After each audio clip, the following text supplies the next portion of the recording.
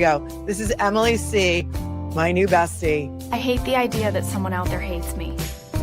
I even hate thinking that Al-Qaeda hates me. I think if they got to know me, they wouldn't hate me. This stole the show. Emily C.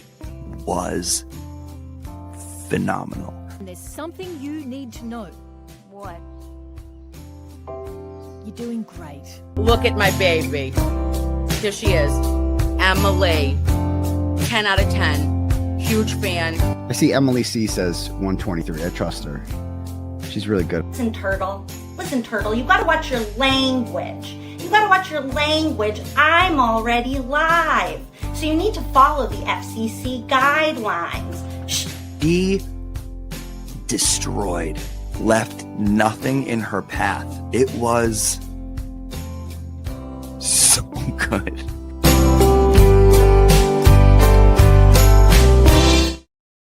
So good.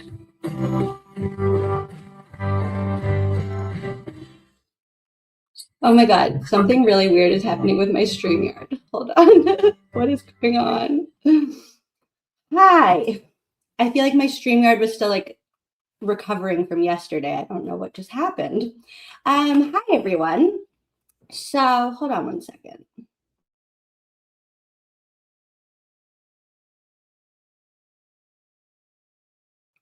What is going on? Hi, friends. I don't know what's happening right now, so everything is frozen. I can't see anything. This is fun. Can you hear me at least?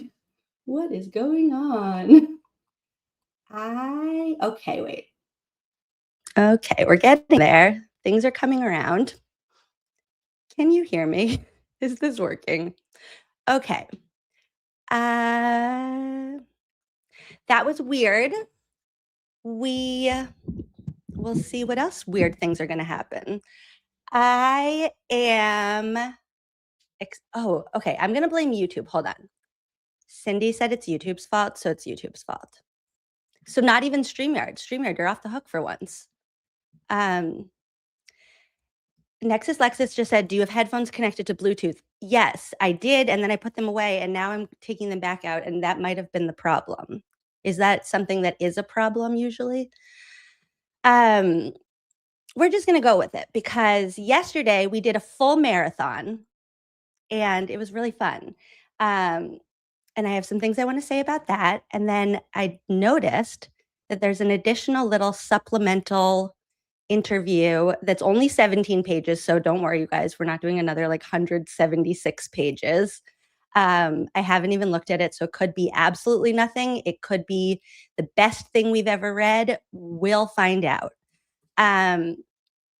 But yesterday was really fun. I was like thinking about it last night. Like there have been so many times that I just like need somebody in my ear for the day. Like if like Jimmy's going live or Melanie or Sam or whoever, and I am just like, please just like stay on all day because I just need somebody in my ear. And it was like very cool at the end of the stream yesterday when you guys were saying you were like hiking and doing whatever during the day and that I was like in your ear for the day. It was just like fun to think that I could be that person for you guys. I really liked that. I'm trying to pull up right now. I have two things I want to talk about before we get started. There it is. Okay. I'm just going to save these because who knows what else is going to happen if I try not to. The first thing I wanted to say while I'm pulling these up is something I wanted to address from a couple comments that I saw on yesterday's video that I thought that I kind of touched on yesterday, but I want to make sure I'm being like super clear about it, just so that there's no misunderstanding on anybody's end. This is Karen. Okay. The comments that I want to address were ones that were talking about how, basically saying like, we can't take Karen's words as like gospel, as in, this is the truth and anything else like that is different than Karen's truth is not, okay, let me back up. Basically saying that like we should not just eat up whatever Karen is saying and think that she's so great because who knows, she might be lying. Okay. I want to be very clear, and I want to make sure that we're all clear. This is like reading a biography or an autobiography where the author wants to tell their story. So in this interview, Karen is putting forward the information that she wants to tell in her story. That means she's going to present herself in the light that she wants to present herself in. And then we, as consumers of that information, everybody can make the decision how much of it we take as fact, how much of it we take as like kind of laying the groundwork for us to understand like who she is as a person. And we can decide how much of it we're like, that seems like maybe you weren't telling the truth, or you were lying, or you were exaggerating. And each one of us as a consumer is allowed to do that like to any degree that we want to. The same way, even when Jen McCabe is on the stand and she tells the story, we can decide how much of that we value as like truth and how much of that we put to the side and say like, that doesn't sound quite right. For me, just the more information, the better. The more that we hear from anybody, the better, because this like whole case has been a situation where it's kind of like dribs and drabs, where we're just getting things. We didn't get everything all at once. The investigators never collected everything all at once. And so we're just kind of piecing together each of our own understanding of what happened. And by no means am I presenting this to you and saying, this is 100% fact. And if you've ever heard anything to the contrary, then that person was lying because Karen is telling the truth. However, I do think that there were parts of it where we learned something that to me felt much more true than anything else that we've heard about the same situation. And so for me, that is where I'm landing on. I do think, and I want to make this clear, like there were some things that it seems like Karen was hiding. Like, I don't know what the correct word for that is, but we didn't hear anything about Higgins. We didn't hear anything about, Aruba. And it's possible that we didn't hear anything about Aruba because in Karen's eyes, it actually wasn't that important to her. Maybe it didn't have the lasting impact that the prosecution wanted us to think that did on their relationship. We don't know. We're just consuming what we're given and, placing all of the new information where we want to place it. Bits and Bytes just said, is this a transcript of interview or Gretchen's writing? This is another transcript also. I did read her article last night just to kind of see like how did she parse this, or what's the word? How did she kind of like synthesize this information into a narrative? And I felt like her article, I'm not going to read it to you guys because it actually does like just repeat a lot of the things we heard in the interview. She's a very good writer. She basically took what Karen said in that interview and just made it into very eloquent writing. So it's worth reading. She didn't like add anything that felt like it didn't belong there. She didn't skip over anything that felt like it was important. But so that's where I am on that. I want to share with you now one of the reasons why I think this is so much fun. And it's because of you guys. So after I just saved these and now I don't know where they are. After we read that transcript yesterday, I got a message from somebody on Twitter who had gone through the FOIA dump. Oh my goodness, where is all this? Who had gone through the FOIA drop that just happened. And in that drop, there is a folder called, oh, you guys, nothing is where I want it to be. In notice of discovery number,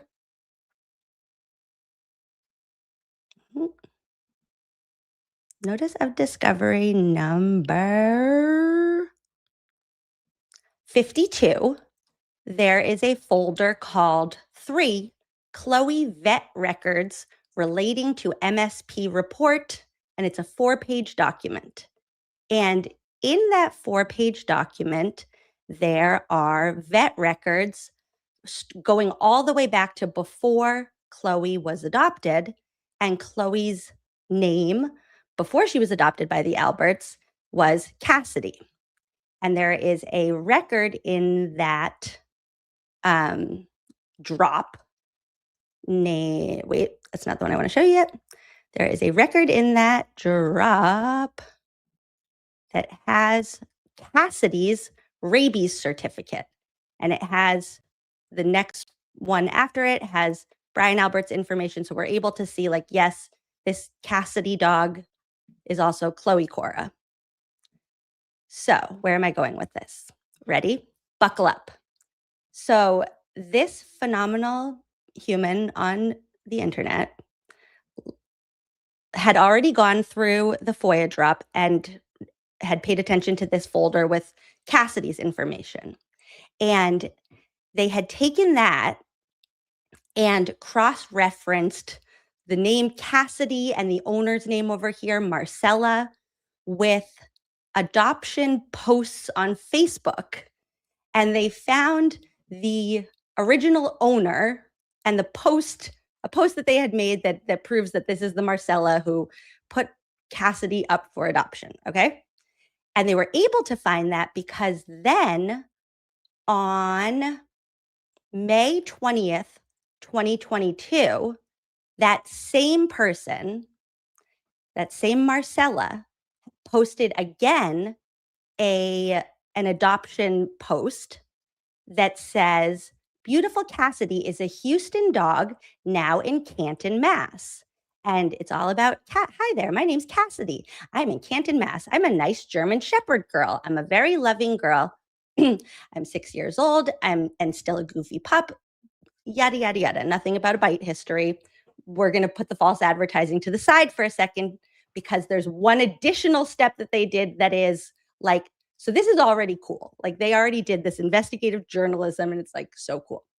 Then after we read the Vanity Fair transcript, I get a message from somebody and they said, yesterday, or when you were reading the transcript, Karen says about the autopsy photos of John. We didn't get the photos of John, the autopsy photos, until May, I think, 16th. So let's put this all together now. Karen's team finally gets the autopsy photos of John on May 16th. And if you remember, that portion of the interview is when Karen talks about how for the very first time, they saw the injuries to John's arm. And that's when she called up her mom and said, John had these weird scratches on his arm. And her mom said, did the Alberts own a dog? And then she called Tom Beatty and found out, yes, the Alberts owned a dog. So May 16th, Karen's team starts fishing around for information about if the Alberts own a dog. May 16th, 2022. Then May 20th, 2022 is when Cassidy Chloe Cora is back up for rehoming. Now, do with that information what you will. I'm not saying anything one way or the other. I'm just presenting the information as it comes in and as it makes sense to me. But I think that's why this is such an important kind of process, because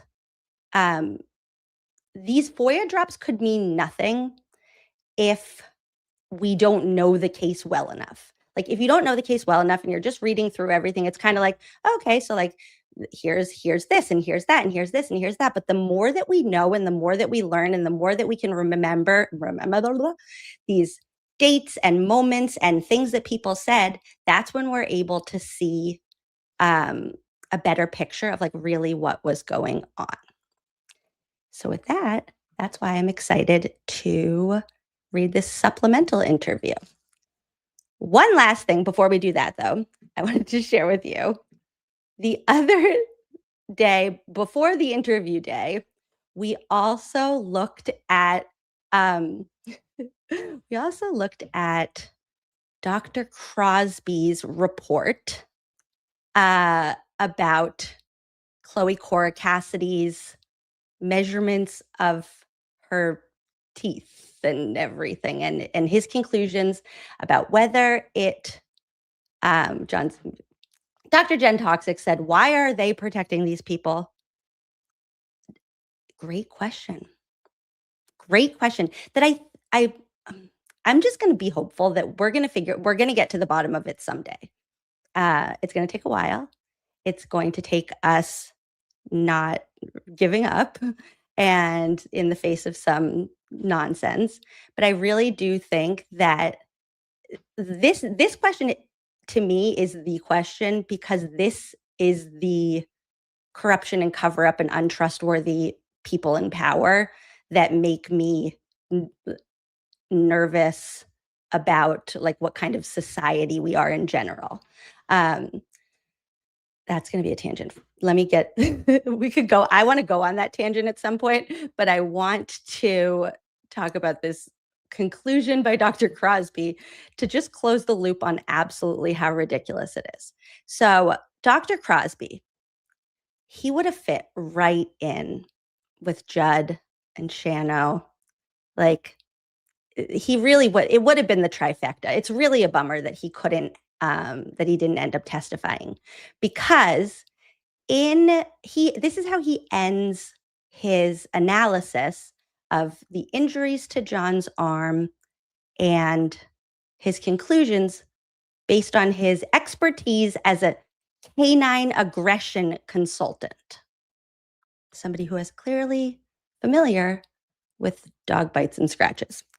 He ended his report by saying, "It is my professional opinion, based on my extensive training and experience and research, that any identification of the lesions to the right arm of John O'Keefe as dog bites are a misinterpretation consistent with the human condition termed pareidolia." I watched a YouTube video about how to pronounce it. Pareidolia.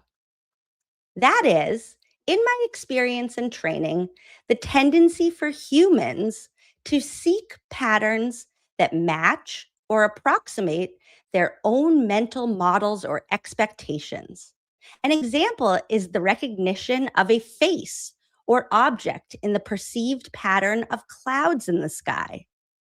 Pareidolia is a factor that must be addressed when recognizing evidence or actions as part of a pattern to prevent the unwarranted identification of any marks or shapes as other than what they are. So, just to be clear about what he is saying, anybody who believes that those are dog bites or scratches or a combination of the two on John O'Keefe's arm, we are all suffering from pareidolia, which is this. It means you see a face there, you're suffering from pareidolia. And if you see dog bites on John's arm, you're suffering from pareidolia. That is pareidolia. Here's another example of pareidolia. Look at all that pareidolia we have.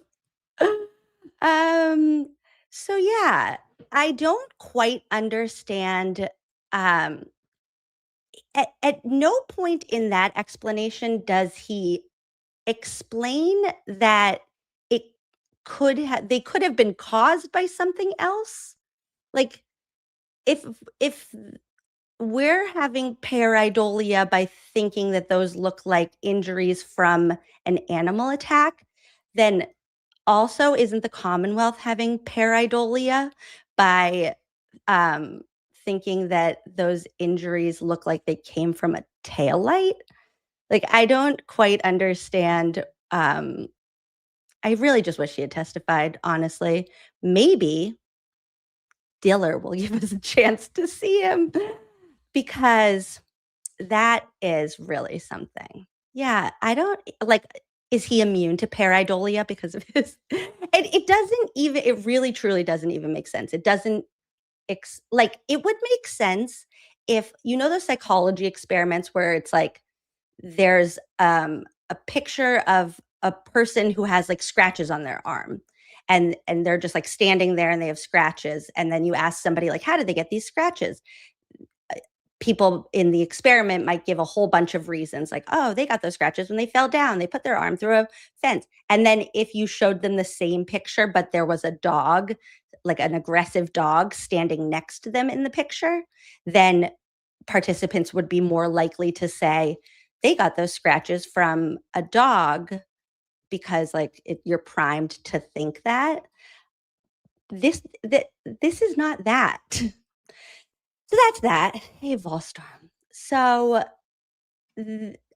I really, truly, I would, he just would have, to me, he feels like right in the spectrum of like Shano and Judd, like seems like kind of a know-it-all like Judd, and knows nothing like Shano. It really just would have been perfect. Yeah, Melanie. So Deb said Melanie Little had a dog expert on her channel, and he proved those marks were from a dog bite. And again, that was Garrett Wing. Again, prove is like, we can take that. To me, he proved it. It is like somebody else might have watched the same stream and thought like he didn't prove it to them. I just am saying that to be clear to anybody that is watching this for something that you can critique me on. Pick something else, because I am not presenting any of this as like, this is 100% fact, and if you don't believe me, get out. No, I'm just babbling and taking in information as it comes and presenting the information that I discover in these documents. So, with that being said, how long till they find a cure? You know, we have a lot of big fish to fry. I feel like that's coming later. Let's check out this Boston Magazine interview part 2. I didn't even get a chance to look up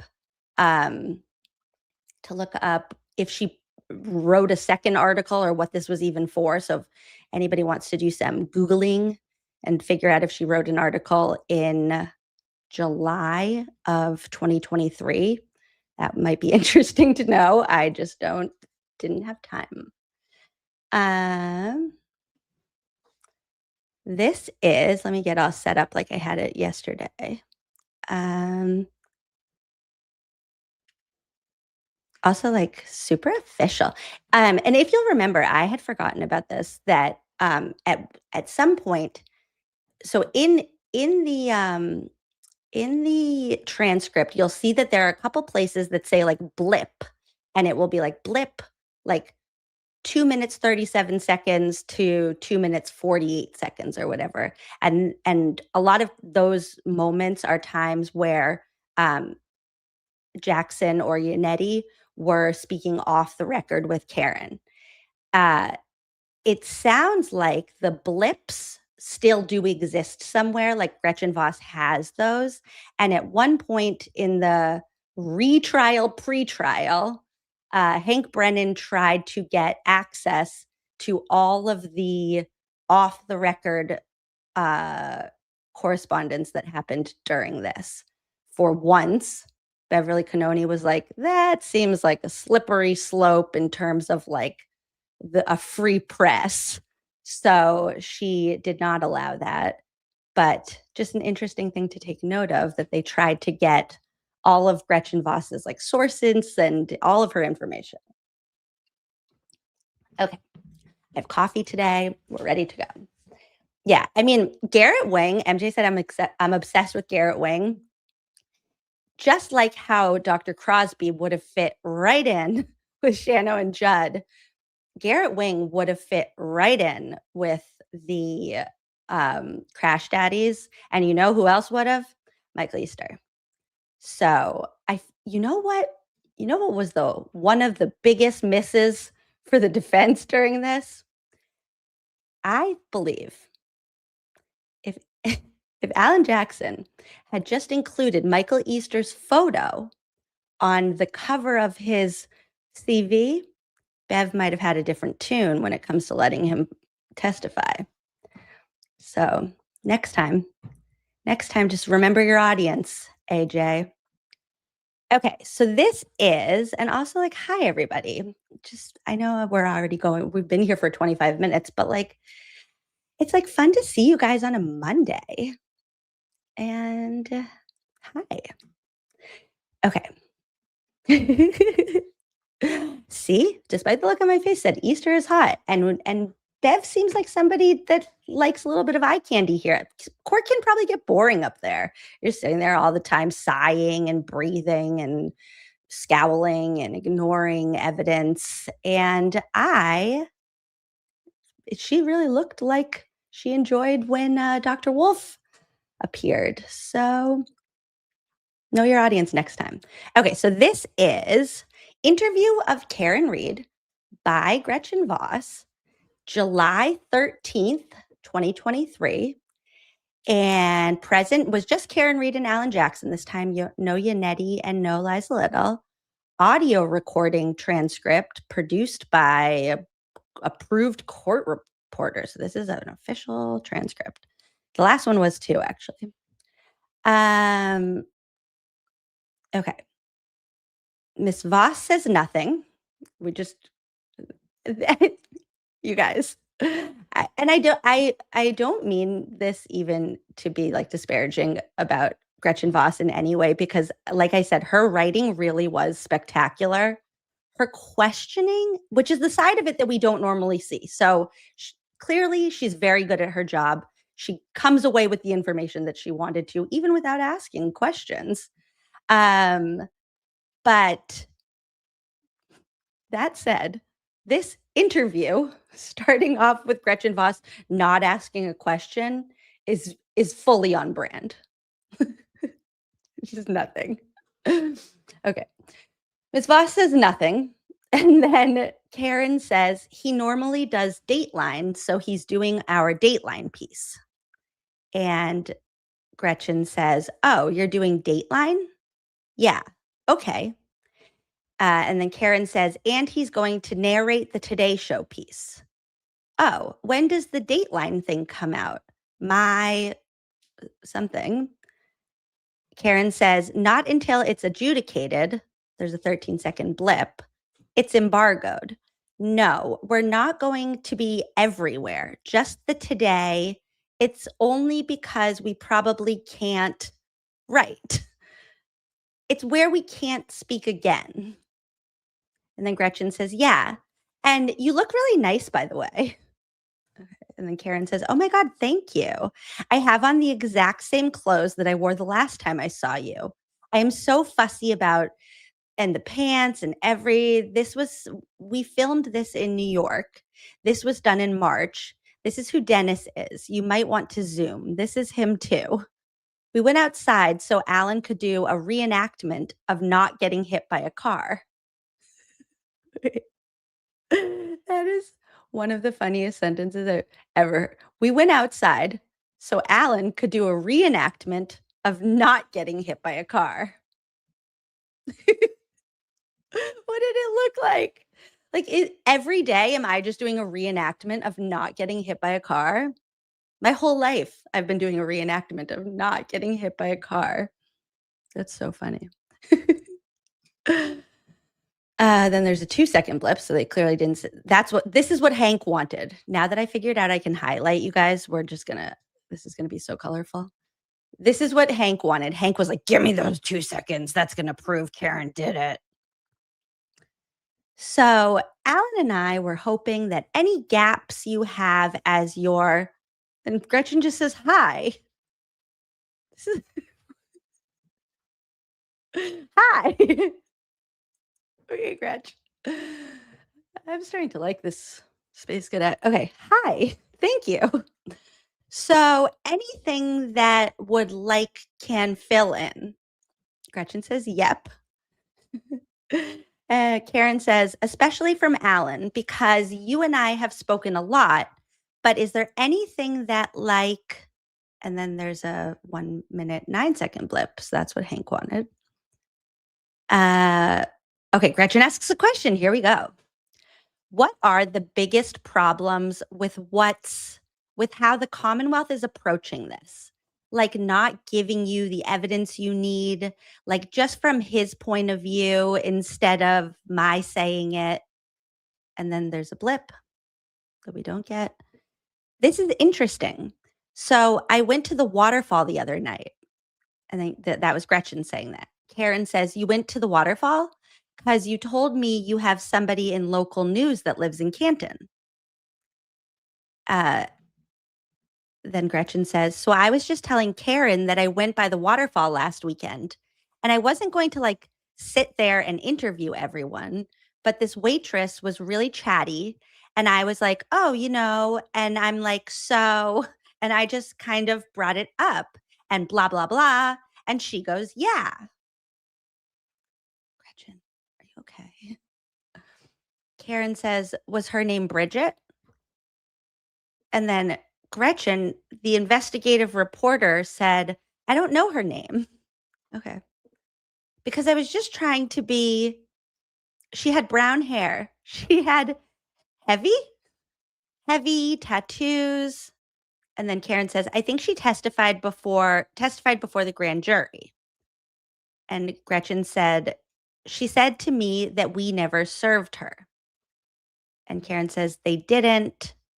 And Alan Jackson chimes in and says, never said, never served her. And Karen says, I didn't drink there. Gretchen says, okay, there's another blip. So, okay, then I need to go back. For some reason, I thought they had like your drinks by the time. And then Karen says, I was at a bar before and they knew by the bills. And Gretchen says, that the bar before. And then Karen says, but I didn't really drink at the second bar. I just socialized. And then we're really focused on her weight. And this Karen says, and this is the same girl. She's heavy, ? Gretchen says, yeah. Karen says, there's only like 2 bartenders. That's the owner's daughter. And then Gretchen says, she's gruff. And Karen says, she testified before the grand jury that I didn't appear drunk. I was talking. I was fine. There was no arguing. And no, she didn't serve me. I never went to the bar. And then Gretchen says, yeah, okay, interesting. So I must have conflated the 2 places. Look alive, Gretchen. You got one job here. And then Karen says, okay, all right. We were at both places for 90 minutes. So 90 minutes at the end of the night with no alcohol. And then Gretchen says, right. Karen says, I told her that we were, and then another blip. Oh, maybe that's not I was confused earlier. The blip, like this number, is the hey, what happened to me being able to do colors? Hey, that number is just where they are in the runtime. So it's not that they stopped. Sorry if you guys have already figured that out and not me, but it's not that they stopped for 2 minutes and 57 seconds. It's that at 2 minutes and 57 seconds, there is a blip. Unbanned Karen gifted 10 memberships. That was so nice of you. Look at your happy dog. Welcome to my new friends. That was so kind of you. Also, while I'm over here, hi, Big Dog. All the dogs came out to play today because all the dogs are finally on the other side of July 4th. Big Dog also said it's 11:23 a.m. real state of Arizona time. Don't believe Baker. We are real in our minds. Just worked overnight at Walmart, about to fall asleep while listening. Oh, I'll be a little quieter then. Sorry, Big Dog. You have sweet dreams. About to fall asleep listening. Thanks for the stuff you guys do. I hope you have very sweet dreams. Sometimes when I fall asleep listening to people's YouTube shows, I have really weird dreams. Like really weird. Okay, back to this. They both cut each other off a bunch. Right. I told her that we were, yeah. She said 3. Did you hear her say that? To be found by the 15th. And everyone kind of like an amicus group. Okay, then Karen says, do you want anything to eat? He drinks decaf. Then AJ says, I drink decaf. And then Karen says, why would I want those calories? What's happening here? You guys, sorry. I actually maybe should have looked through this. What are we doing? I feel like we're eavesdropping. I feel like we're like hearing into a conversation we weren't supposed to. Oh, hey, Frevi. Shout out to all the dogs in the chat. Okay, well, we're just going to keep eavesdropping on them. Also, for anybody who's actually a lawyer or a paralegal or like anything, getting discovery when you don't like have a full understanding of your case yet must be exhausting, because at least now when we're getting these FOIA drops and stuff, you kind of like know what you're looking for. You can like place the new information within like a context that you already have. But like when you're just starting to piece everything together and you're just looking through 100 documents, it's like, who's this? This could be the most important name in the whole case, or this could be nobody. And like, there's no way to know until you go through it all. That must be exhausting. So good job, all you guys. Why would I want those calories? Yeah, exactly. So he was just saying to Karen, and I was hoping to get from you, your biggest points of the things that you think the Commonwealth is just the most egregious things that they're doing right now, the evidence you haven't seen. And then Karen says, any of it. Then there's a blip, and then morning, and then another blip. So blip means redacted. Told the court on February 8th it would be all done in 30. Kills our momentum too, because our case is built on the lies that we find in their case, the inconsistencies. And the more they give us, Liza and I were speaking on the phone the other night, and she goes, I can't wait to get this discovery criminalists report. And we love going through it because it's boom, boom, boom. Oh, this is what I was just saying. This isn't what they said 3 months ago. This isn't what they said 2 years ago. 2 years ago. Isn't this in 2023? Okay. And I feel like they want them. It's a great question, though. What do you think the end game is? And then Gretchen says, which I appreciate. And then Karen says, it's almost easier to prove first degree or manslaughter. Part of what's precipitated this is we asked for John's forensic image of his phone, and we were able to prove that he had Waze on that night, and that I approached the house from a direction that would not have necessitated a 3-point turn, and they got screwed by that, and raised the question how I would be indiscernible if I changed my story 18 innings into this case. And then Gretchen says, right. And Karen says, not even location tracking. What mile did it occur? They didn't even, what time? Higgins also testified he was so now they have the grand jury testimony. Okay. Higgins also testified he was parked in the street the entire night, which also contradicts Nagel's testimony and Matt McCabe and Jen McCabe. Higgins says he was parked in front, where he would have been where his Jeep was, between Ryan Nagel and me. Jen McCabe didn't testify that she saw Higgins's Jeep. Interesting. Jen McCabe didn't testify. Whoops. Where'd my highlighting go? Jen McCabe didn't testify. How come I can't highlight all of a sudden? I was so excited to highlight. Jen McCabe didn't testify that she saw Higgins's Jeep. Matt didn't. Matt did not see Higgins's Jeep, and Ryan didn't. Interesting. So that also would have, and he stayed there all night until he left at 1:30 to go do administrative work.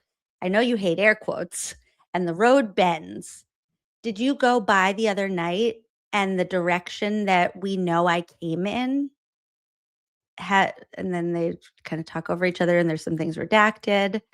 And then Karen says, have not released the details of the 62 feet.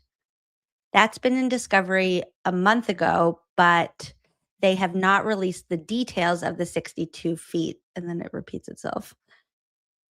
And then Gretchen asks, and that's nothing I can see. So what else can you tell me? Karen says, I don't think we're going to have time, Alan. We have to have everything filed by tomorrow. And then Gretchen's music. What?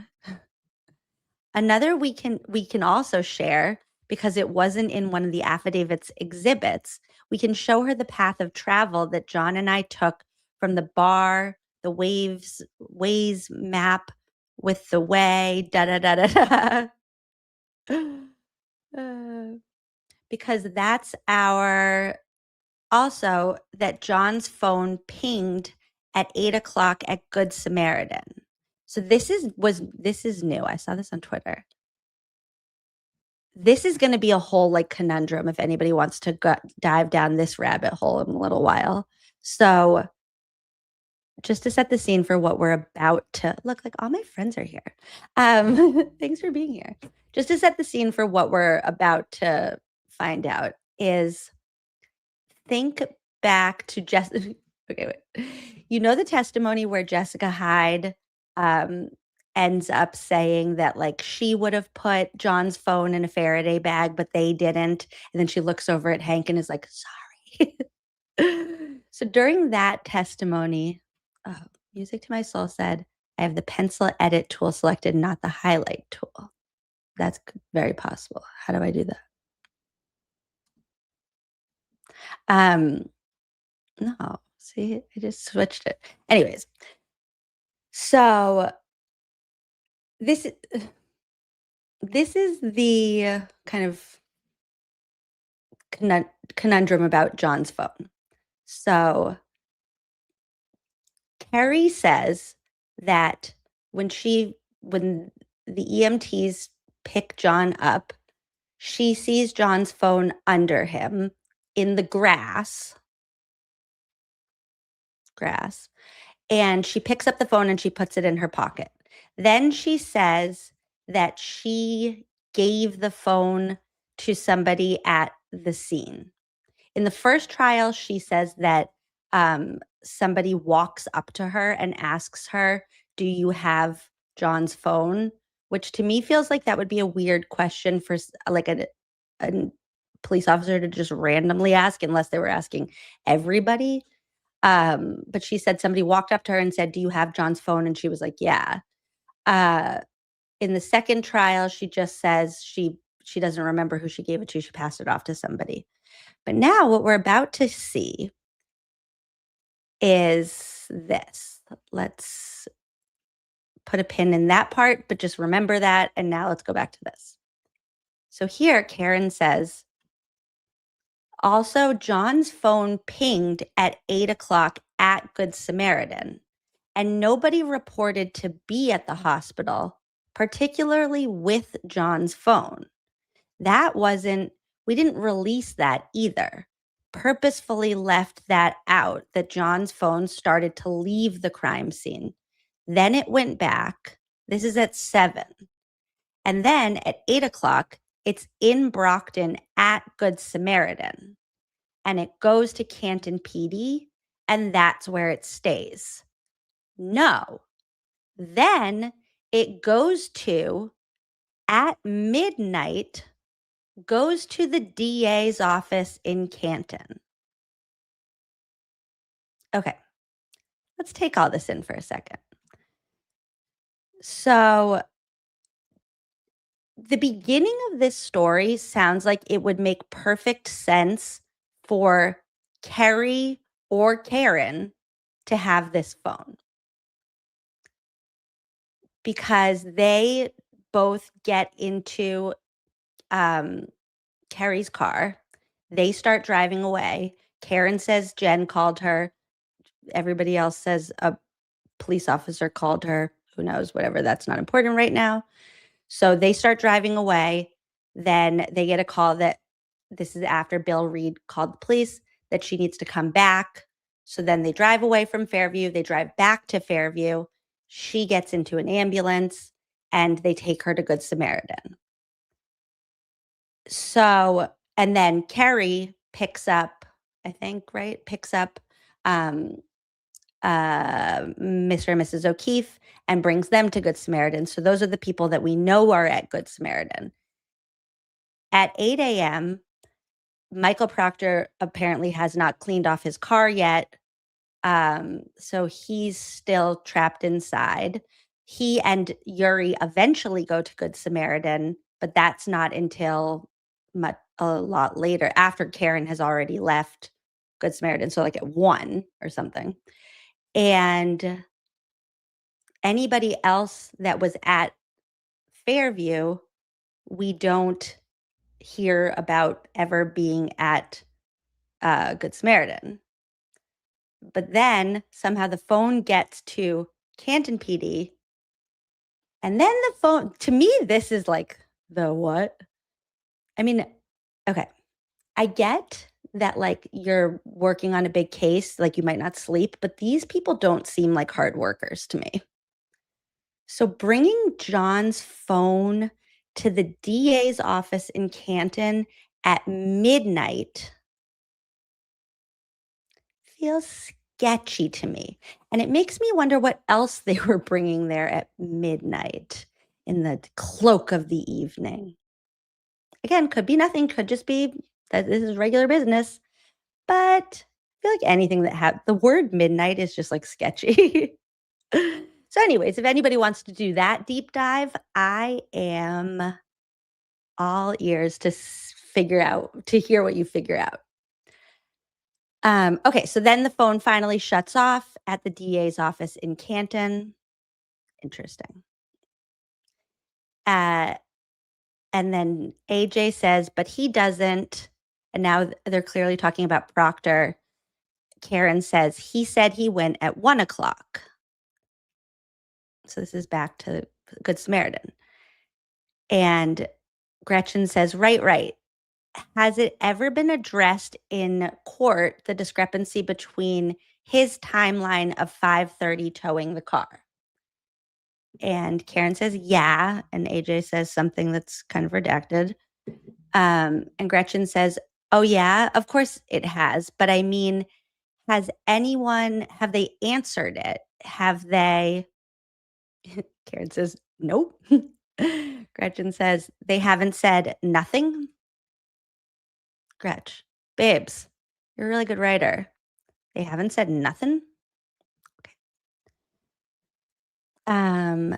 Karen says, what about the Dighton Police Department report that says that Dighton police said that the scene at my parents' in Dighton was cleared at 4:17? And AJ corrects 4:12. 4:12 was when the car got towed. 4:17, the whole scene was cleared by 4:17. It's interesting to me that this was so far out from the trial. This was all the way back in what we say, July of 2023. And they had that information from the Dighton police, aka Barros, but didn't go further trying to make him a witness in the first trial for them. right? But that was also when you guys reminded me yesterday that he had been injured.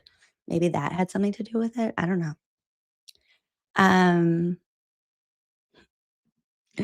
Allie in Texas said, wow, I'm such a grammar snob. I love that about you. Sorry, I just opened a seltzer so loud.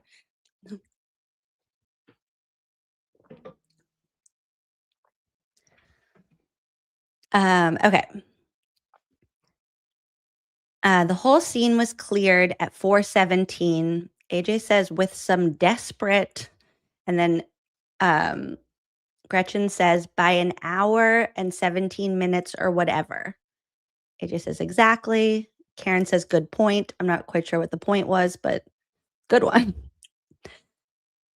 AJ says exactly. Karen says good point. I don't know what we're talking about anymore.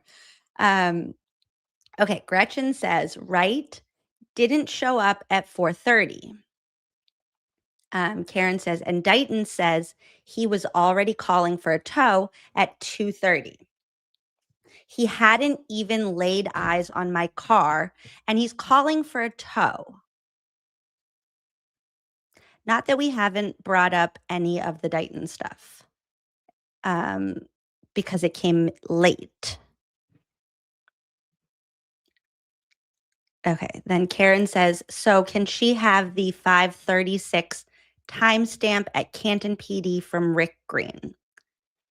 AJ gives her permission, and then Karen says, I'll give you a screenshot of Rick Green.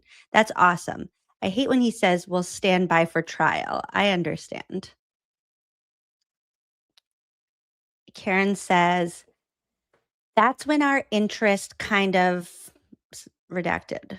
I want it out now because I don't want to go to trial and you're still going to get the same bullshit answer, whether he knows. He might hesitate and be like, his face might get blotchy. He's going to give you the same bullshit.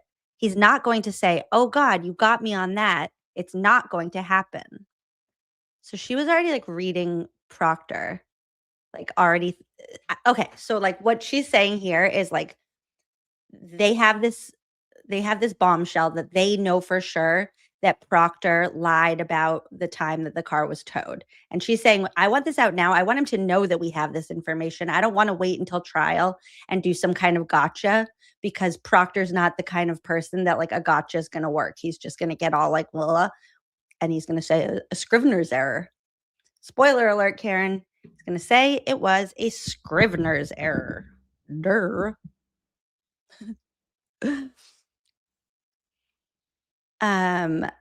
Gretchen says, so I hear the rumor mill too, right? Like McCabe's been subpoenaed already, like, or already gave her testimony maybe. And Karen says, that's a fact. Gretchen says, that's a fact. Okay. Karen says, from her lawyer to my lawyer. And Gretchen says, I mean, is there anything they could, is there something in this, in the Lexus's? And AJ says, the only thing that, and Gretchen says, okay, is there something in the Lexus's brain that can like say, something was hit at a certain time, Is there something in the Lexus's brain? Okay. Karen says, no, I did. I hit his car. And I also did back up on Cedar Crest. So they want to accuse me of backing up. And if there was some sensor that would know, or Tom Kelleher's ring, he had a ring, or I don't know if it was a ring brand. Nope, it's an aloe. But facing Brian Albert's porch camera would show it. Gretchen says, and you don't have access to the Lexus's, and then redacted or something. Karen says, when did he say that? I thought he said, you have what I have. That's, you didn't run a card, did you? This looks like it was run already. Thank you. And a male says, you're welcome. I don't know what we're eavesdropping on now. Okay, then Karen says, I think it's amazing that the McCabe's and Carrie Roberts, I'm still thinking about what they said to her, that they won't talk. That perfectly confirms it. Why wouldn't they say, we know there was? Why would they lie and say something like, we believe he wanted to break up with her? And I don't know. We can't speak, but there's something coming out, which there isn't. I mean, I don't know. That makes me happy that redacted. I think that can redacted. And Gretchen just says, I'm sorry, you should eat. Oh, they're at a restaurant. That's what the thank you and you're welcome. It's super rich. What are we eating, Kat? Okay, so then Karen says, redacted, even though she doesn't ever go over to the body. Ooh, let's play Mad Libs. Blank, even though she doesn't ever go over to the body. My Mad Libs guess for that blank is she tells the 911 operator that he's dead, even though she doesn't ever go over to the body. Anybody else have any guesses? Because that's pretty wild to me that you would just say, I think he's dead, but you haven't even been over there yet. Samantha Beningo did a whole video on that. If you have not seen it, it is spectacular the way she breaks down like how quickly into the call Jen's just like, no, I think he's dead. And like, think about how you have to just go watch it. But Sam talks about how like we as humans like don't want to accept death. And it is very hard for us to wrap our mind around the fact that somebody could be dead. So she talks about how even like when Karen's crawling all over John and like on top of him, she still can't like get her brain to be like, he might be gone. But Jen from across in the car is like, I think he's dead. So that is my guess for this Mad Libs game. But it might not be because then she's talking about Carrie here. But she notices that the phone is under him. She's not there. We watched the video. When they put his body on the gurney, she's not redacted. Asked her if there's blankets in the car, and she asked because we're in Carrie Roberts' car. She says, Carrie, where are the blankets? And Carrie says, look in the trunk. This is all in the 911 call.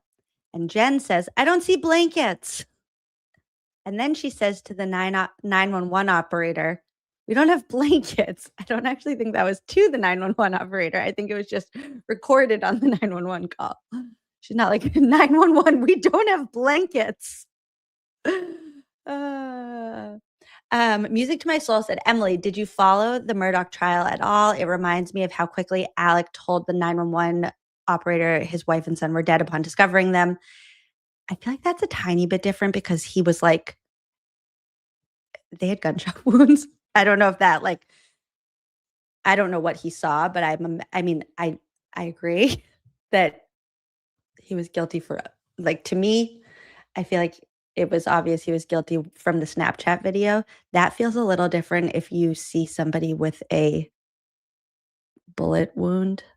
But yes, still very quickly to kind of like accept that it's true. Yeah, and Karen W, not Karen Reed, said, duh, your sister lives in the house. Go in and get blankets. But like Carrie has the baby blankets. Also, when Carrie was on the stand and was like, yeah, because like I have kids, I like always have blankets in my car. Is that a thing? Should I have blankets in my car? I have a kid. I don't have blankets in my car. Like truly the moment she said that, like, do you ever have these moments where you're like, am I missing something that like all the rest of people just do and never talk about? She was like, yeah, like, because I'm a mom, I have blankets in the car. And I was like, oh my God, nobody told me I'm supposed to have blankets. Is there anything else I'm missing? What else am I supposed to have in the car? My car is very bare bones. It's just a car seat and me. Meatball. Hi, Meatball. Meatball said $9.99 and said, quick, you got to get this body out of here. Yeah.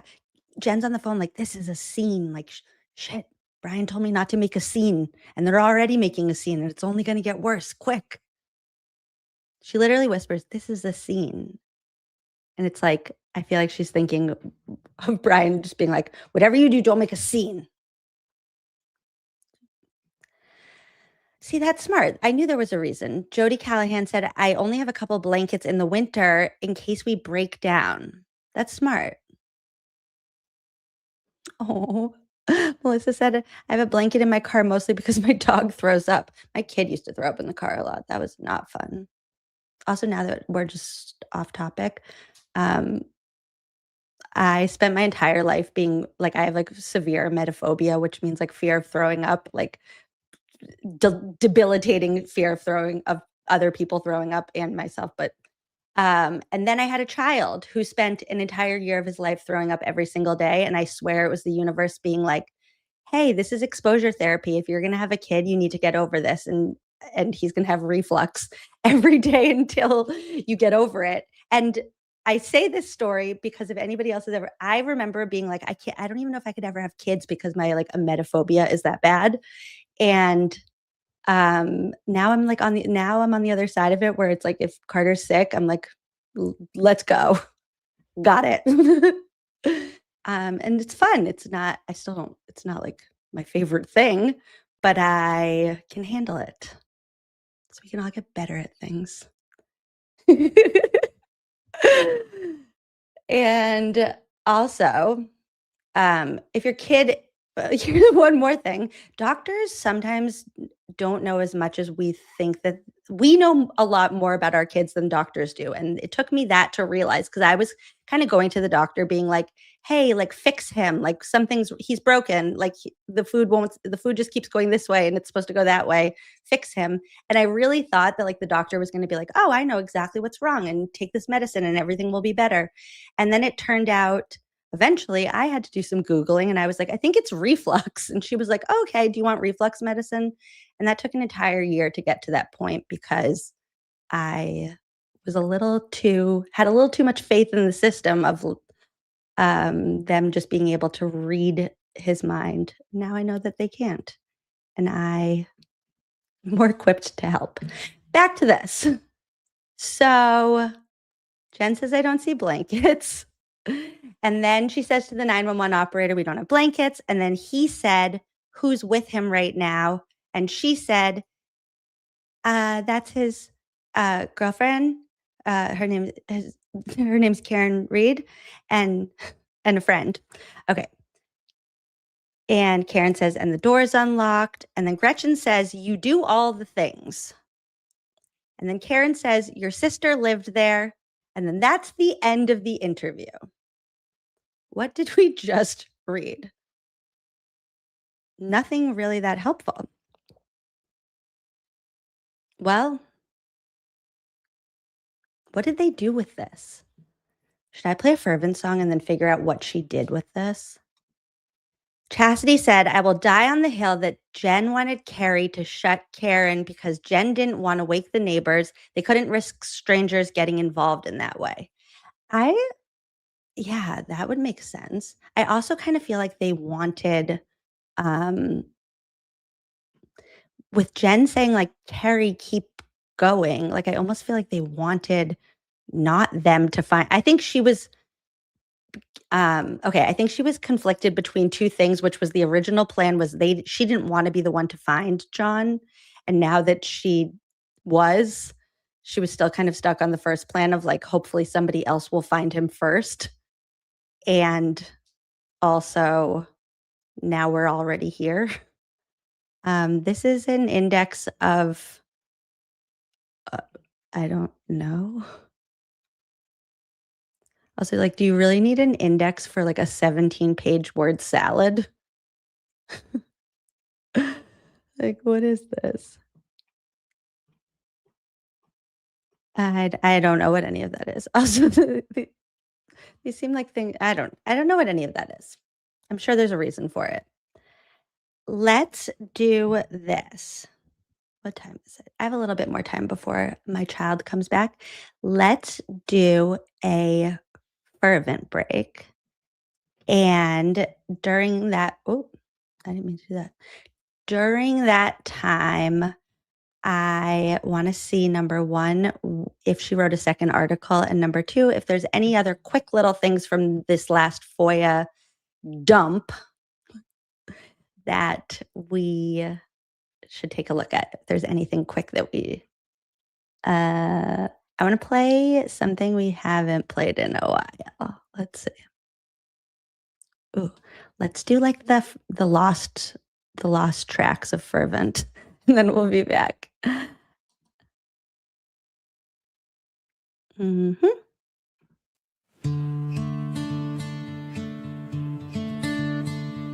Hey there, Commonwealth, if you disregard my letters, then I'll write a mega motion that'll expose you in 80 pages, yes it will. Hope you got time to kill, it's quite a reveal. Hey there, creators, anytime you need a bump, just call up Better Row and I'll be here to give you what you want, it's what I do. Even though I don't have time for you, I'll make do. Hey there, Wendy Murphy, anytime you send a tweet that makes me vomit in my mouth a little, I'll put you on bad legal takes, yes I will. At this point it's become a skill, I think you're ill. Oh, it's the Twitter school of law. Oh, the Twitter school of law. Oh, the island of misfit toys, that's where you all belong. You all belong. Hey there, Brennan, what's with your non-objection? Objection, you screwed my pro ad vice and I couldn't get admitted. What the fuck? You know what they say about bunk, don't press your luck. Hey there, Cosgrove, what's it like to be conflicted? Cause your star witness is suing you. What a predicament, it must be rough. I can only imagine, man, that's tough. That must suck. Don't put me in these Twitter beefs. You know I only wanna speak about how Breaking Bad is the best. Either that or Better Call Saul. You know that I love it all. Vince Gilligan can do no wrong. By the way, how about Drake May? He seems to be on his way to reviving the past. We're fucking back.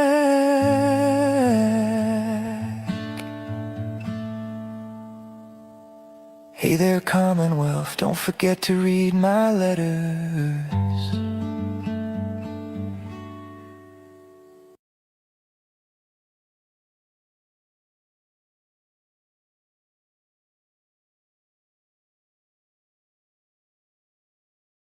Your boy Shannon with one in. Got the goods to put Karen Reed away. One in Shannon here to save the day. Yeah, this southern boy came to play. Oh wait, no, is that in my resume? Yeah, I graduated in 25-3. I mean, that is when I started my degree. Stop asking questions, Bob, would you please? Okay, I don't actually have a degree. Damn it, Bob, why do you persist? Oh, you know, my major doesn't exist. Okay, I think I'm starting to get the gist. Can I change? I'm sweating through my pits. I got the goods to put Karen Reed away. One in Shannon here to save the day. Yeah, this southern boy came to play. Oh wait, no, is that in my resume?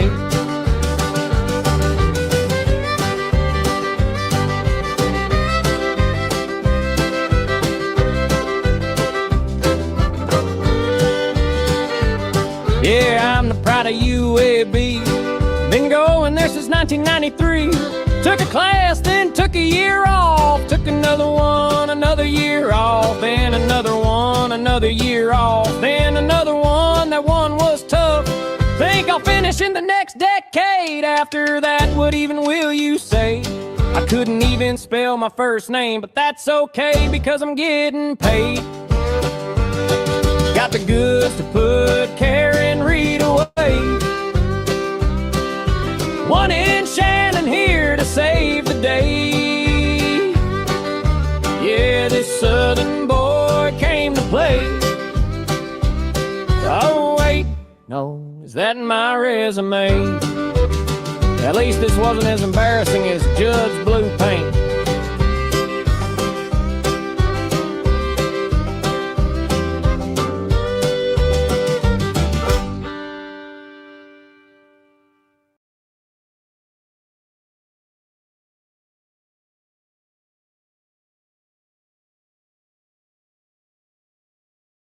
Cop. I'm just a commissioner.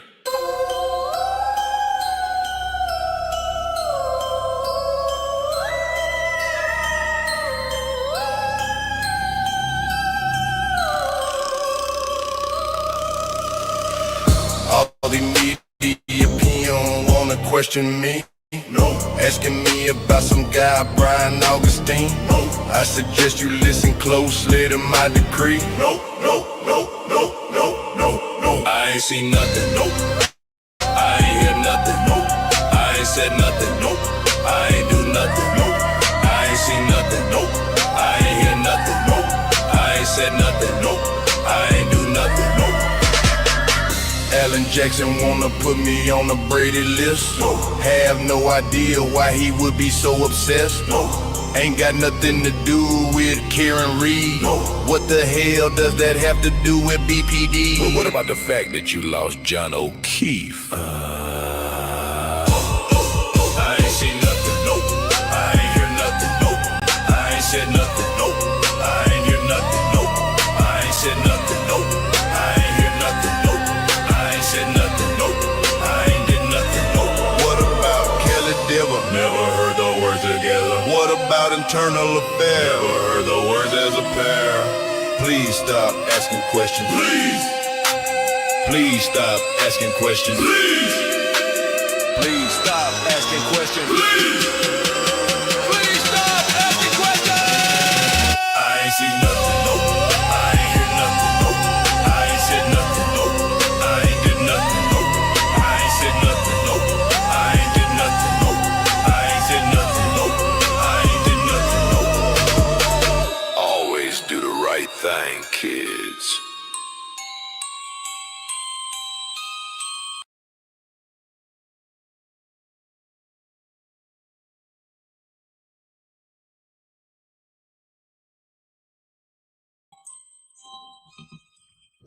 I'm listening on my phone.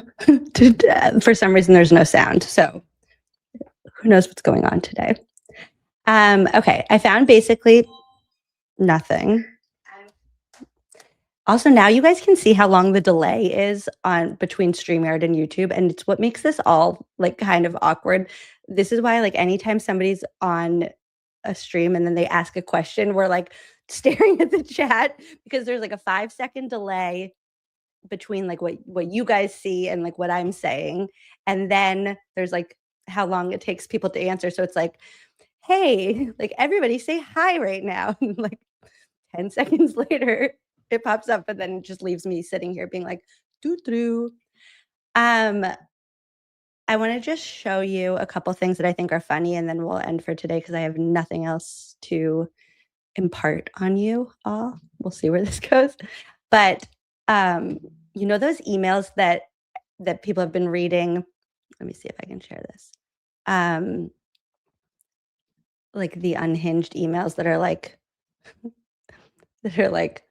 you should arrest everybody that thinks that we're guilty right now. I can't do any of those stuff in real time. I have to like wait for the real lawyers to do any of that stuff. But I am working on the docket like it's hot site. I swear it's going to happen eventually. And Zoe knows everything and said it's Monday. The world is glitching because it's Monday after a holiday. We need more Chuck E. Cheese tokens in the internet machine to get this thing working again. Yeah. The internet is like, you guys, weren't you all just on vacation? Chill out. Nate Taylor sent $5 and said, I just want to drop the top of my car and drive around Canton while Fervent is banging. If you do, play Fervent songs from Spotify, because I don't know if you guys have noticed this, if you've listened on Spotify or Apple Music or iTunes. But yes, and I'm going to answer this in a sec. He got like fancy stuff to remaster the songs. Proctor Defender on Spotify, like Proctor Defender is already just so good, but then on Spotify, there's a little like remixy part in the middle, and the sound is just like so good. It's so good. So Carter will only listen to Bluey in the car. Cusco Wright said, does Carter have a favorite Fervent song yet? But every once in a while, I'm like, let's just see what I can get away with. So I would put like Mbop on and see like if I could get away with playing like a real song, the best song in the world, Mbop. And the other day I played the other Deaver song, What Happened to My Office, that one. And Carter didn't get mad. We listened to the entire song. So yes, it's that one. I'll let the real lawyers do the docket stuff first. Then we can fill in the blanks after. I feel like that's like my role here, is they do the real stuff. And then I'm like, wait, I saw one little detail. But these are the little details I want to show you. This is so funny to me. So the email titles, I don't know if you guys can see, it's really small, but the title of these documents, like the one that comes from Matt McCabe, that I'm entirely sure is actually Jen McCabe's pen name, just says email redacted, but then this one, these ones right here say unsolicited email redacted. And then those are the ones that are like, I have it open, it's not switching, but that are like, Melanie Little was paid by donations to her channel from the FKR cult. And then this one that says, actually, I don't know if anyone's read this one yet, so let's do this one. This is one of the ones from that Carol Jacques person. This is her second email. And this part made me laugh at the top, because Morrissey normally just forwards everything with no body in the email that he sends. But in this one, he just says, FYI, I have no idea who this is. Like every other one, he just forwards on. Every single thing that comes in, forward. Every once in a while in the Sandra Birchmore stuff, he's like, have you guys seen this? Of course, spelled wrong.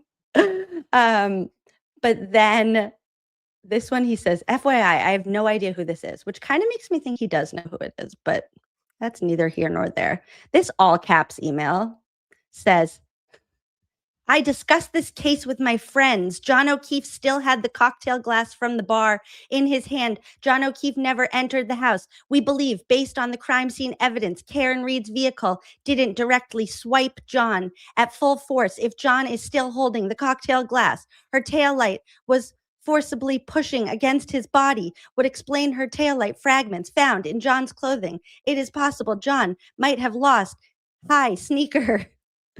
The Commonwealth needs to bring an expert who is better qualified and more articulate. Try a recreation with AI. That was on November 3rd, 2024 at 6:47 p.m. Thanks, Carol. Thanks for your input. Also, while we're on the topic, Carol, okay, when they say John never went in the house, that is not actually the like incriminating evidence about Karen against Karen, that they act like it is. Because Caroline said, did Chloe write this? No, Chloe's trying to distance herself from all of this. Chloe's changed her name 3 times. Chloe's like, I'm Cassidy now. Like, leave me alone. I don't know who those people are. I never entered the house. Chloe's like, let's go with I was in the garage. When they say John never went in the house, that's not incriminating against Karen. So think about this for a second. Say that there's let's take Murdoch's case. Let's say there's a gunshot victim found in the dog kennels at their house. It would not matter at all if a car next to that kennel backed up 100 miles per hour, 5 miles per hour, 8 miles per hour. You wouldn't need the black box data on any cars in the area backing up, driving this way, driving that way, none of it, because it would have been clear that the murder weapon was not a car, right? So let's say that you find those same gunshot victims and then you find somebody who has a bloody sword, but there's no gashes from a sword on those victims. It doesn't matter if there's a bloody sword over here, because that sword is clearly unrelated to what happened to these people who have a gunshot wound, right? Or stay with me. John O'Keefe was not hit by a car. His injuries did not come from a car. So it wouldn't matter if Tom Kelleher across the street was doing donuts in his car outside. It wouldn't matter if he was firing guns in his house that night. It wouldn't matter if the next door neighbors in the Asian house had knives covered in blood. None of that would matter, because none of those are the murder weapon of what killed John. So to say John never went in the house, great, then let's find where it happened outside. Because until they come to terms with the fact that John was not hit by a car, so none of these statements mean anything. It doesn't matter what the car was doing. Karen could have driven all the way home in reverse. So talented. And it wouldn't have mattered at all, because John didn't get hit by a car. So what are we doing here? Yeah, this next is Lexus. The sword never went in the house. This is just starting to get so silly to me at this point, where it's like, okay, well, you guys keep saying the same things over and over again. You're saying them loud, and then you say that I'm so vile and awful, but it doesn't make any of it true. A couple other things that are just little tidbits in this recent drop, the things that they think are so important. Where did I just want to show you? They thought it was very important. Where did this just go? I just saw it. They have somewhere on here Rick Green's police report from, let me hold on, stop screen, because apparently that was real. Yeah, okay. Here's when Richard Green was arrested, because apparently this is important to proving this case. As if we needed the Pinellas County Sheriff's Office arrest report. Not sure what that proves, but there's that. That looks like a man who said, whoopsies, I did something I wasn't supposed to and I won't do it again. That's all. Now, yeah, so we have that. What else is in here? There's another anonymous email redacted. Oh, this is why they have it, because Michael Morton, see, we can put things together. We can see how their brains work. So this email came in, I'm assuming to Morrissey, but who knows, because it's redacted. It says from anonymously, January 28th, 2025 at 8:46 a.m. Subject: Richard Green is a documented liar. And then, oh, there's his arrest report from a bar fight in 2016. So that's important. Clearly, that proves that Karen did it. Also, wait, Darth Vader just said, poor Chloe.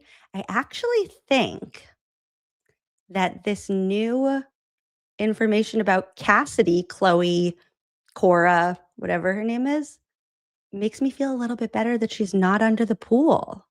She really did go to Vermont. So, somebody even found from that Marcella person at the very beginning that we looked at that Marcella had commented on the post saying Cassidy found a nice new home in Vermont. So the Vermont thing was true. So we can concede where we were wrong, and we were wrong about the pool. Chloe really did get to go live and she was alive, I guess. There's a voicemail, but I can't play it because I have no sound. So maybe we'll do that another time.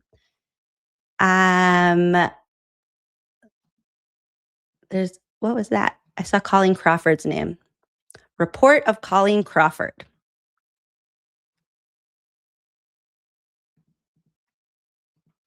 This feels like something that Grant Smith Ellis would know what to look for and that I don't, but let's see. Colleen Crawford, multimedia director / certified forensic video technician / fixer. If you're not looking at the screen, I added the fixer part. This was from, why don't we date our reports, people? We don't date our reports, so no idea. Retired Canton Police Sergeant Paul D'Ampetro, who's the one who apparently had all of the Sallyport video just hanging out at his house. It says, on the afternoon of December 12th, 2024, retired Canton Police Sergeant Paul D'Ampetro provided me with a red thumb drive containing the two files, ePlayer and O'Keefe Sallyport. Okay, I have questions already. O'Keefe Sallyport, January 28th, 2022, 12 a.m. to 12 a.m. Let's talk about that file name for a second. And again, just want to be clear, none of this is like, oh, this can go on the incompetence side of the graph of, is it incompetence? Is it corruption? Is it a combination of the two? Let's think about that file name. O'Keefe Sallyport, January 28th, 2022. January 28th was the day before Karen's car was in the Sallyport. Why did Paul D'Ampetro just have an entire day's footage from the Sallyport that was saved, and then saved enough that he renamed it? Yeah, like, okay, so it's either a full day or it's no seconds. And I mean, almost to me, that file name is more like listen, I'm going to put my tinfoil hat on for 1 second and say, let's pretend that is a full day. Let's just pretend that they meant 12 a.m. on the 28th to 12 a.m. on the 29th. That almost reads to me like he took something with him to protect himself, to say, I am not on this video footage, but look at all of these other people who are, if it ever came to that. That is just my tinfoil hat talking. In my opinion, that's just okay. Let's see what she said about it. I reviewed both files contained on the red thumb drive. It is red. ePlayer is the Exequivision, sure, proprietary player with no surveillance video footage included. ePlayer is simply the front-end interface that allows one to play back proprietary surveillance video footage. O'Keefe Sallyport, January 28th, 2022, 12 a.m. to 12 a.m.exe is the same file that was provided to the defense team in discovery. Same file name, same file.exe, same file size. Both the O'Keefe Sallyport blah, blah, blah file name that was provided to defense in discovery and the O'Keefe Sallyport blah, blah, blah on the thumb drive are from retired Canton Police Sergeant Paul D'Ampetro on December 12th, 2024. Okay. Doth protesting a lot, lady? Sure. Sure. So she's saying, you guys already have that. I don't even know why you're making such a big deal. Dancing Quinn 8 just became a member. Thank you. It always makes me laugh to think about like the moments that you guys decide, like, I'm going to pull the trigger and like become a member. It's like, what was happening right now that you were like, this is the content? Emily just babbling to herself is the content I'm here for. You're the best. Yeah, the same incorrect date, the same. Okay, Colleen. Thanks, calls. In the last FOIA drop, we got a document that had trooper notes in it, and it was actually like very interesting. It was long, like handwritten notes in really, really terrible handwriting. So in this one, there's also notes, and I got very excited.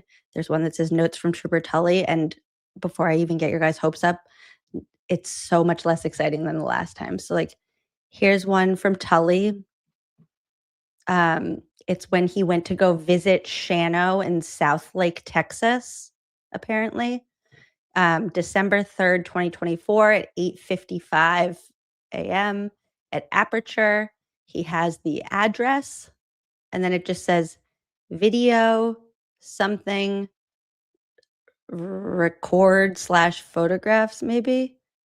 And then it just says 12:05, 1400 Canton, 11 o'clock Lakeville. So like way less exciting than we got last time.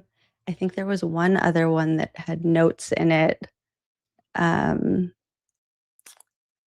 did that one go?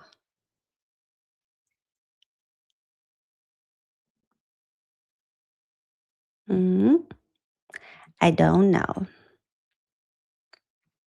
You can look with me. Oh, there's one document called Cover Letter to David Lanetti. Should we read Cover Letter to David Lanetti? I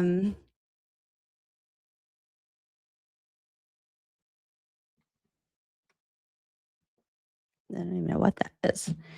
Maybe one of you guys knows what this is. This seems not that exciting, but never know. Dear Attorney Yannetti, this letter is to inform you pursuant to blah, blah, blah, that the Norfolk County District Attorney's Office is aware of information that Massachusetts State Police Detective Lieutenant Brian Tully received sustained findings for on or about February 1st, 2024, not properly documenting the negative performance of a trooper. So it's basically saying the Norfolk County District Attorney's Office found out that Tully got in trouble for not keeping Proctor on a short leash. Attached our November 15th waiver of trial board, cover letter, waiver of trial board, blah, blah, blah. Sincerely, Hank Brennan, Special Assistant District Attorney. Waste of my taxpayer dollars. And then there are the attachments from that say that Tully waived a hearing, that he got 6 vacation days lost. Wait, have we seen this? Hold on. I read all of Tully's internal affairs documents like in one day during a snowstorm. And it was a day like yesterday where it's like, I don't even remember the words that came out of my mouth by the end of it. This is, have we seen this? To Bruce O'Rourke from Michael Blanchett about Tully. And it has facts of the case. Zoe, you would know. Have we seen this? Is this new? If it's new, I'll read it. I like to see Tully get in trouble.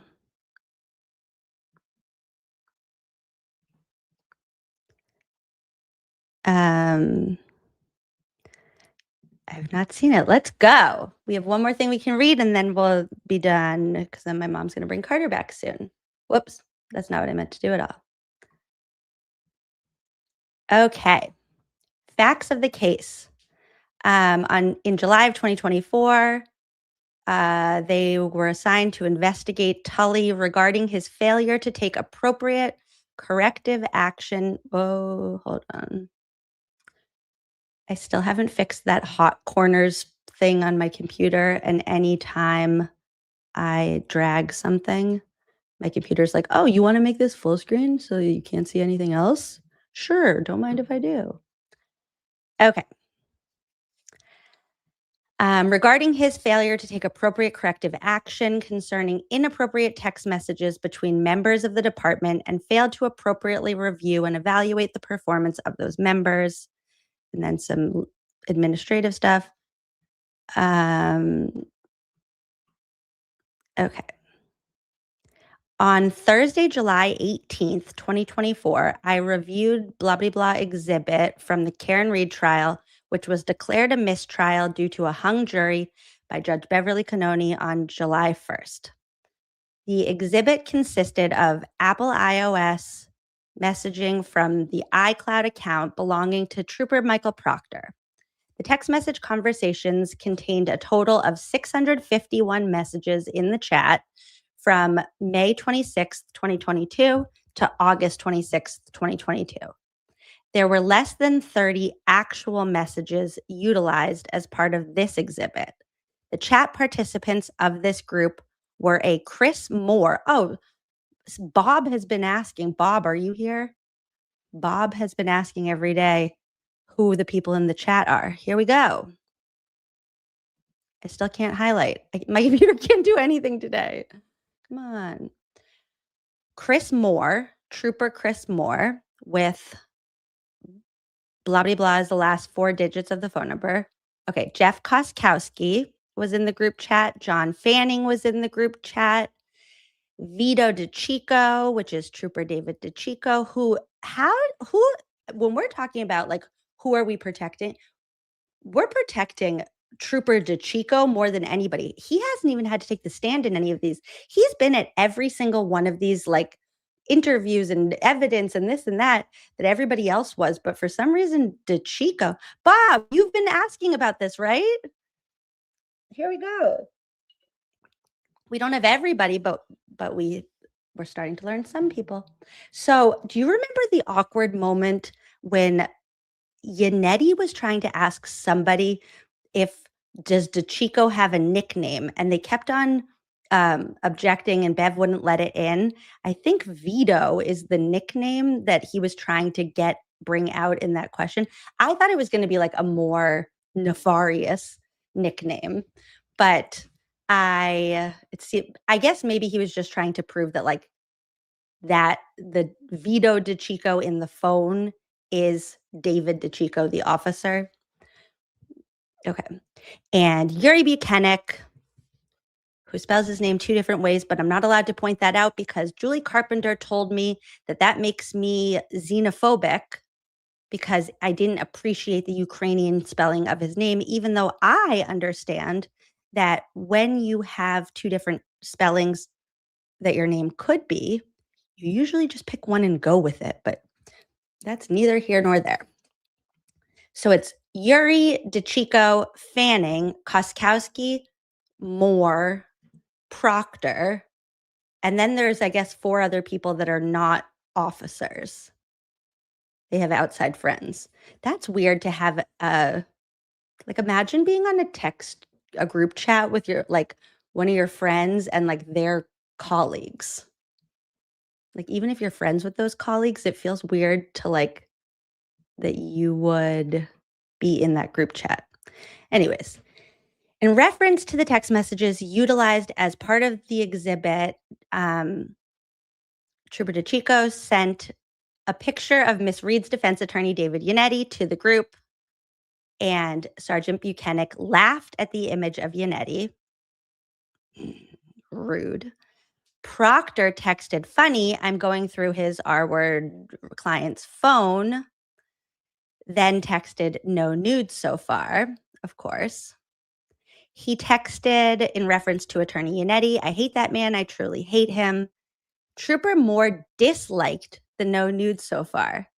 You know what's so funny about that? I feel like that gives Trooper Moore, whoever Chris Moore is, plausible deniability where he could just be like, I did a thumbs down because I was saying, I don't like that you're looking for nudes right now. When really clearly he's saying like, oh, that sucks. Like no nudes so far. But he could get out of that one. Then the next communication in the thread was a full day later, sent on August 18th, 2022 at 10:42 p.m. The communication was a text from Buchanan stating, how did it go, coach? Got a homicide last night, so couldn't catch any of it. The next 6 text messages following Sergeant Buchanan appeared to reference a baseball game involving Trooper Koskowski. Okay. That's what you guys should be doing. Go outside, get some exercise, make some friends, get some fresh air, and maybe you won't be so racist. Really, fresh air can cure a lot. I reviewed transcripts of Trooper Proctor's testimony, and he testified. It just recaps the testimony. That stuff we already know. Kathleen said the other 4 might be from the Norfolk County District Attorney's Office. Interesting. Greg Connor, are you on any group chats? Or Canton Police Departments? Interesting. Good point. Great point. Love is a cure for racism. That is so funny and so true. I want to just live in that simple world. Like everyone just go eat some love and you won't be so racist. I like that. Welcome to my sunshine and rainbows and butterflies world. Now, let's see. This is just recapping the conversation that probably a bunch of us already have memorized at this point of, does this refresh your memory that you were, and Proctor's like, from what I remember, we were working down the Cape, working on a cold case together. We stopped for dinner, had a few beers, then I dropped him off. Okay. And his face was getting so red. Okay, then they review, they should use Trial Channel. Hey, I can highlight again. What is going on? They review Law and Crime, not Trial Channel. And Detective Lieutenant Tully testified that he had a long discussion with Trooper Proctor about the content and nature of his text messages, and expressed his displeasure at his unprofessionalism with the content of them. Tully went over to Proctor's house after Proctor testified at the grand jury just to say, I'm very, very upset with the unprofessional text messages that I clearly know you always send. We go from number 9 to number 109 to number 11. So we're doing great here. Then it says, it's basically saying that, I can recap this. So Tully was the one who had to review Proctor's report card. And he said, yeah, this man definitely deserves all 4s and 5s. Love it. Great. And then they said, but you already knew that he had these unprofessional text messages. And then he said, Zoe, great point. Then Tully said, well, I signed an NDA, so I couldn't say that he's bad, even though I wanted to, because I signed an NDA, to which I say that is BS. I think that's what this entire thing is basically saying. His work is reviewed, and this is all about how glowing Proctor's report card was, like glowing oral and written skills. Even if Proctor wasn't who we know him to be now, does he strike you as somebody who really takes initiative, is dependable? He got outstanding. Yeah. Dancing Quinn said, I'll never understand how Yuri skated through this whole thing without a scratch. Who do you know? Who's protecting you? Okay. Then Tully. This is very meta because I've already gone through the internal affairs stuff, and now this is talking about reviewing the internal affairs review of Proctor. This is just a third thing zoomed out. Let's see what they say at the end. Oh, they finally give a rubric. They actually should have given this on the report card, but whatever. Okay, on Monday, so now we're on a new day. On Monday, July 22nd, I sent a subject call-in letter to Detective Tully and attended an interview. Oh, that's when he met with Burke and Burke. Then they just synthesize his interview with Burke and Burke and Coppenrath and those people. This is basically just a narrative of him getting in trouble. Conclusion. This should be new. Nope, he's still just recapping. What did you conclude? Tully did not properly document Trooper Proctor's negative performance. Yeah. None of this is that exciting. Tully spoke with Buchanan after the trial about his response to Trooper Proctor's inappropriate text messages. And Sergeant Buchanan explained to him that he liked the fact that Trooper Proctor was able to get into the phone. Oh, duh. Oh, you didn't like the content. You liked what it proved that he could get into the phone.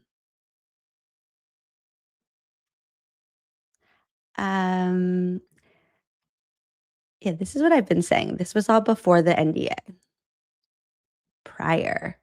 There were no text message communications or responses by Lieutenant Fanning to any of the inappropriate text messages in the group thread, and it was later determined that Lieutenant Fanning was away on vacation.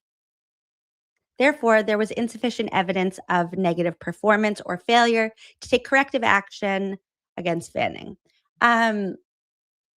Anybody in North Carolina in the chat right now? Because apparently in North Carolina, you can't get text messages because Fanning was in the Outer Banks, and that's why he never saw any of those. So he didn't respond. He never saw any of them because he was in North Carolina, the land of no cell phones. Just Larry said, Emily for State House, let's go. Absolutely not. Thank you, Larry. I appreciate that. And that must mean that you hate me because the idea of ever putting myself into the public eye in the way of politics is it makes me itchy just thinking about it. I just started to be able to handle the trolls. I think I can handle the general public being like, Emily's the worst. No, thank you. But I appreciate that. I would like to be in another life. I feel like it would be fun to be the chief of staff to a candidate like an Adam Deitch, like somebody that I really believe in, and just like help them stay organized and like keep my finger on the pulse of like where we should go, who we should schmooze with, that kind of thing. That seems like fun. Yeah, the rest of it is just same stuff we know. Recommendations.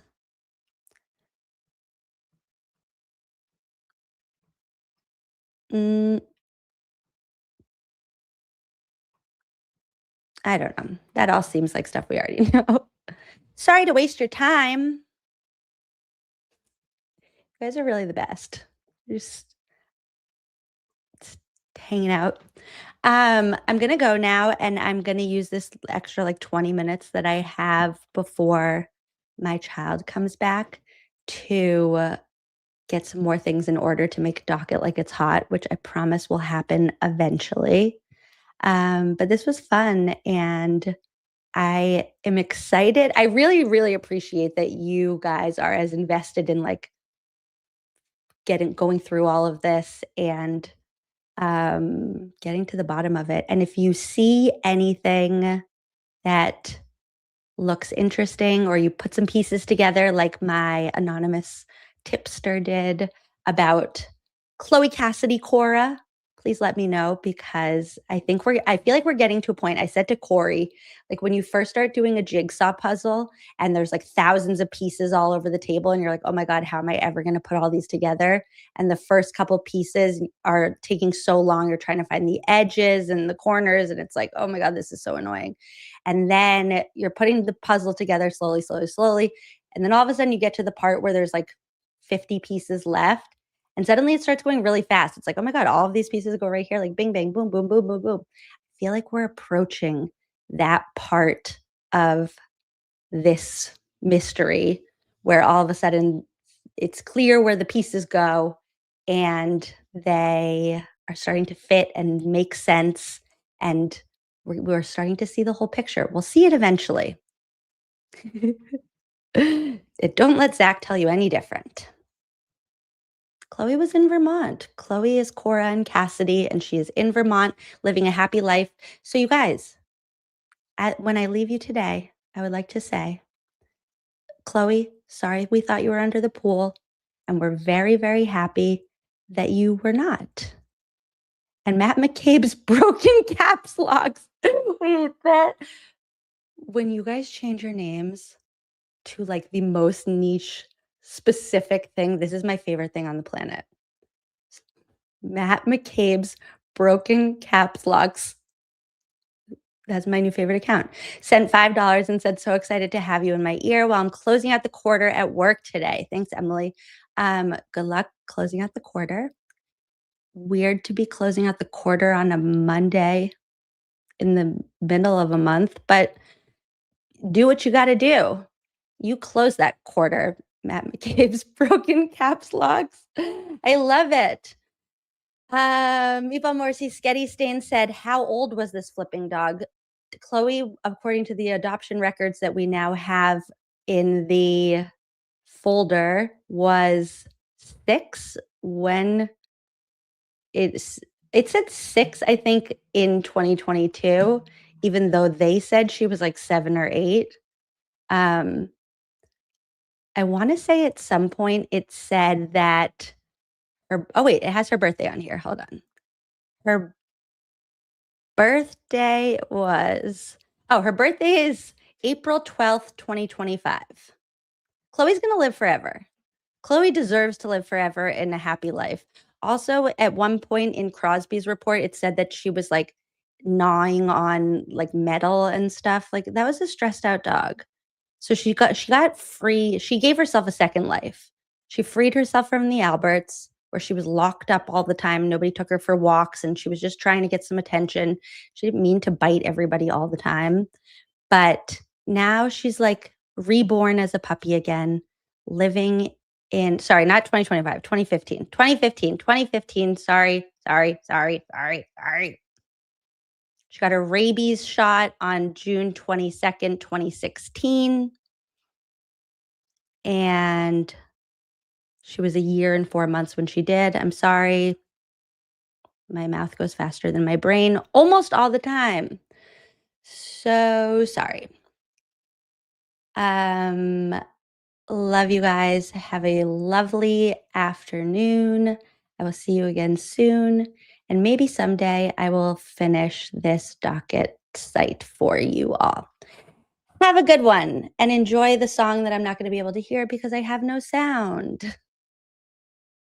If you need a place to breathe, some stress to just relieve, then come watch Emily see, where we keep it drama free. We want justice for John O'Keefe, Aiden and Kelsey, waved bye bye to Morrissey. Let's clean up Norfolk County. Emily C, the one we need, reading sidebars with Corey, writing Hank diaries, giving the people what they need.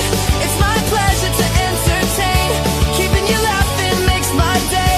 Positivity all the way. What do we tell Satan? Not today. And now it's time to say goodbye. But before we say goodnight, just keep one thing in mind. Please like, comment, subscribe.